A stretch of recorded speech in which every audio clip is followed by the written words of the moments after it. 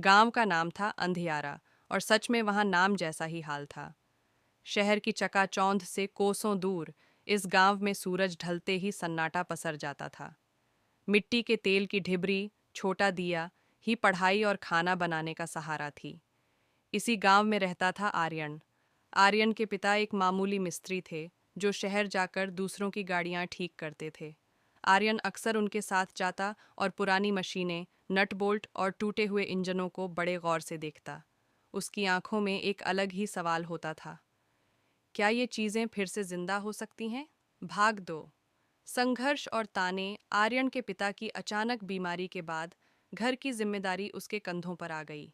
आर्यन सुबह स्कूल जाता और दोपहर में शहर के गैरेज से कचरा और कबाड़ बीनता।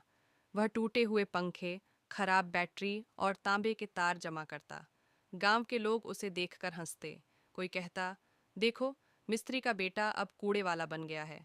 कोई ताना मारता, बेटा, कबाड़ बीनने से पेट भरता है, किस्मत नहीं बदलती। आर्यन चुप रहता क्योंकि उसका दिमाग कबाड़ में खजाना ढूंढ रहा था। भाग 3।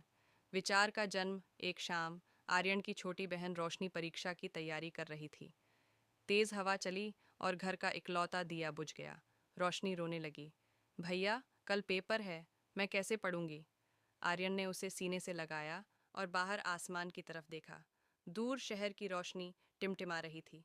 उसने मन ही मन ठान लिया, अगर शहर में बिजली हो सकती है तो मेरे घर में क्यों नहीं? मैं इसे कबाड़ से ही बनाऊंगा। भाग 4। पहली कोशिश और असफलता। आर्यन ने एक पुरानी साइकिल का पहिया, एक खराब मिक्सी की मोटर और कुछ तार लिए। उसने साइकिल के पहिए को हाथ से घुमाकर मोटर से करंट पैदा करने की कोशिश की। एक छोटा सा बल्ब, एलईडी, कुछ पलों के लिए जला और फिर फुस्स हो गया। पास खड़े लड़कों ने मजाक उड़ाया, अरे वाह, एडिसन के पोते ने तो कमाल कर दिया। 1 सेकंड की रोशनी और फिर वही अंधेरा। आर्यन का दिल बैठ गया, लेकिन उसने हार नहीं मानी। उसे समझ आया कि बिजली बनाने के लिए स्थिर गति चाहिए। भाग 5। बड़ा प्रयोग और विरोध। आर्यन ने अब गांव के पास बहने वाली छोटी नहर के पास अपना सेटअप लगाया। उसने लकड़ी के तख्तों से एक पंखे जैसा चक्का बनाया ताकि पानी की धार उसे घुमा सके।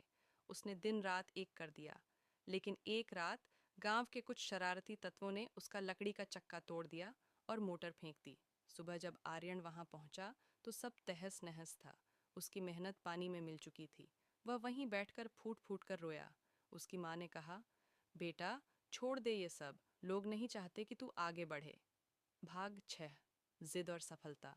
आर्यन ने आंसू पोंछे और बोला, माँ, जिसने मेरा सामान तोड़ा है उसने मुझे और मजबूत कर दिया है। इस बार उसने लोहे के पुराने पाइपों का ढांचा बनाया जिसे तोड़ना आसान न हो। उसने एक बड़ी पुरानी डायनेमो मोटर फिट की। पानी की धार जैसे ही लोहे के चक्के पर गिरी, वह तेजी से घूमने लगा। आर्यन ने तार अपने घर तक खींचे।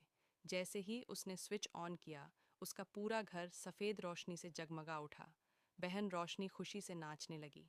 भाग 7। पूरे गांव में उजाला। यह खबर पूरे गांव में फैल गई। जो लोग मजाक उड़ाते थे वे अपनी आंखें मलते हुए आए। आर्यन ने सिर्फ अपने घर के लिए नहीं, बल्कि गांव के मंदिर और स्कूल के लिए भी तार बिछा दिए। अब गांव की रातें अंधेरी नहीं थीं। गांव के प्रधान ने आर्यन के कंधे पर हाथ रखा और कहा, बेटा, जिसे हम कबाड़ समझते थे, तुमने उसी से हमारे गांव का भविष्य रोशन कर दिया। हमें माफ कर दो। निष्कर्ष, आर्यन आज एक बड़ा इंजीनियर है, लेकिन वह आज भी उस टूटी हुई साइकिल के पहिए को अपने पास रखता है। वह कहता है, दुनिया आपको तब तक कबाड़ी समझेगी जब तक आप उन्हें अपनी रोशनी से अंधा न कर दें। क्या आप अगर आप इन कहानियों का हिस्सा बनना चाहते हैं तो अभी हमारे चैनल को सब्सक्राइब कर लें। मिलते हैं अगली वीडियो में एक नई कहानी के साथ।